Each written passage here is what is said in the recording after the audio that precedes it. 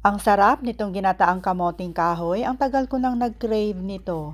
Nung may nakita akong kasava sa Asian grocery, ayon, napabili ako kaagad at nagluto nitong napakasarap na ginataang kamoting kahoy.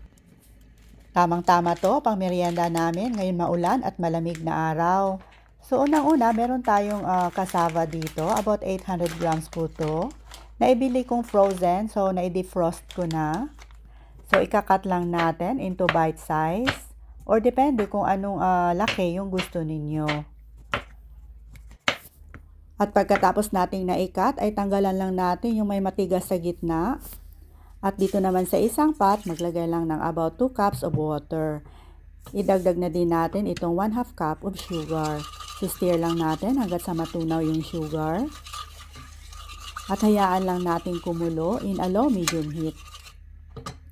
At pag kumulo na ay ilalagay na natin itong ating cassava pieces. Ayan po.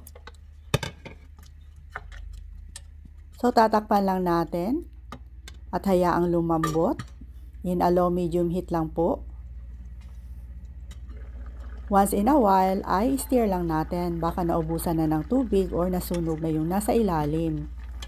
Maaari kayong magdagdag ng tubig kung kinakailangan. So continue cooking lang po. At pag medyo lumambot na po itong ating cassava ay naglagay tayo ng konting asin. At ilalagay na din natin itong 1 can of coconut milk. At nilagyan din natin ng vanilla essence. Pag wala tayong vanilla ay pwede pandan leaves yung ilalagay natin. Continue cooking lang po hanggat sa lumambot itong ating cassava at medyo lumapot na po yung ating coconut milk. At pagkatapos ay lalagyan din natin ng cooked sago. Dinagdagan ko nga pala ng konting sugar dahil medyo matabang po sa aking panlasa.